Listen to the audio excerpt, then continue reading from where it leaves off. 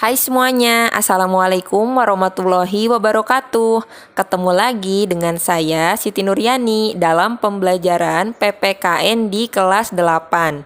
Nah, ini adalah video pembahasan pada bab 2 ya, bagian terakhir yaitu bagian keempat tentang sifat dan fungsi Undang-Undang Dasar Negara Republik Indonesia tahun 1945. Sebelum pembelajarannya dimulai, silahkan seperti biasa kalian siapkan dulu ya alat tulisnya. Kemudian dilanjutkan untuk berdoa menurut agama dan kepercayaannya masing-masing. Nah, sekarang kita mulai yuk belajarnya. Video sebelumnya kita sudah membahas mengenai kedudukan Undang-Undang Dasar Negara Republik Indonesia. Nah, kali ini kita akan membahas mengenai apa saja sifat dan fungsi yang ada dalam Undang-Undang Dasar itu sendiri. Sifat Undang-Undang Dasar itu ada 4 ya. Yang pertama tertulis, kemudian singkat, supel, dan rigid. Nah, kita akan bahas ya pengertian dari setiap sifat-sifat yang ada ini. Sifat yang pertama yaitu tertulis. Jadi maksud dari tertulis ini adalah rumusannya jelas ya, karena merupakan suatu hukum yang mengikat pemerintah sebagai penyelenggara negara maupun mengikat bagi setiap warga negaranya.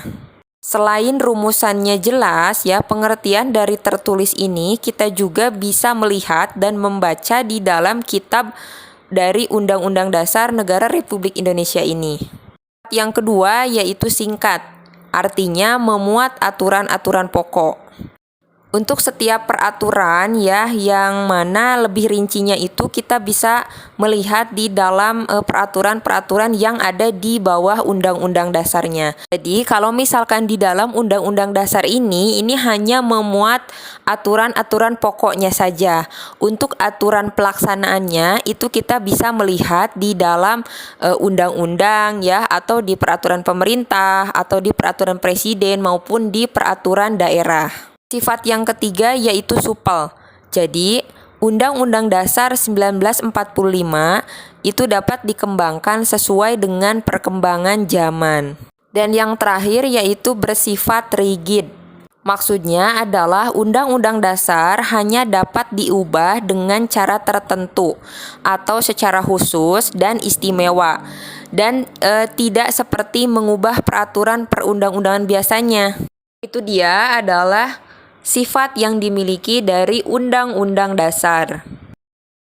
Lalu, apa fungsi dari berlakunya atau dibuatnya Undang-Undang Dasar ini? Nah, ini ada beberapa fungsi kenapa Undang-Undang Dasar itu bisa dibuat atau harus dibuat. Yang pertama adalah sebagai hukum dasar, kemudian sebagai alat kontrol, sebagai pengatur, dan sebagai penentu. Baiklah, kita akan bahas pada poin pertama dulu, yaitu sebagai hukum dasar.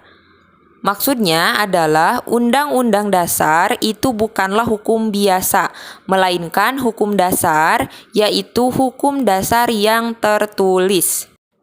Dengan demikian, setiap produk hukum seperti undang-undang, peraturan pemerintah, peraturan presiden, ataupun bahkan setiap tindakan atau kebijakan pemerintah haruslah berlandaskan dan bersumber pada peraturan yang lebih tinggi, yaitu Undang-Undang Dasar. Selanjutnya yaitu sebagai alat kontrol ya, yaitu untuk mengecek ya, apakah aturan yang lebih rendah itu sesuai atau tidak dengan norma hukum yang lebih tinggi, yaitu dengan Undang-Undang Dasar. Selanjutnya adalah fungsinya yaitu sebagai pengatur. Undang-Undang Dasar juga ya berperan sebagai pengatur bagaimana kekuasaan negara itu disusun, dibagi, dan dilaksanakan. Dan yang terakhir yaitu sebagai penentu.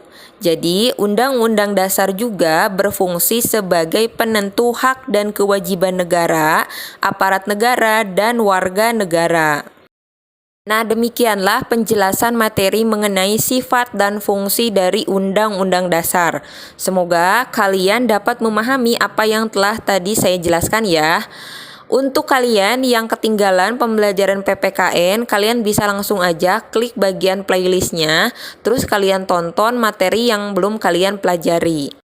Video berikutnya kita akan membahas pembahasan baru ya, yaitu materi PPKN di kelas 8 bab 3 ya, atau bab terakhir. Demikian yang dapat saya sampaikan, mohon maaf bila ada kekurangan.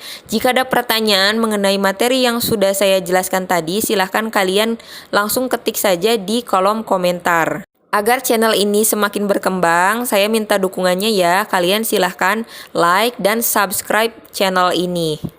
Sampai jumpa lagi dalam pembahasan PPKN pada video berikutnya. Assalamualaikum warahmatullahi wabarakatuh.